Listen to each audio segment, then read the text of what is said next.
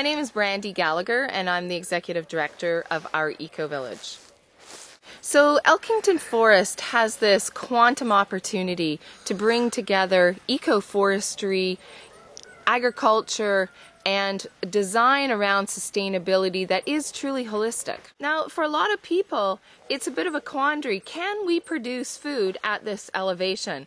And we're in the snow at this time of year, obviously at certain heights, and yes, we can.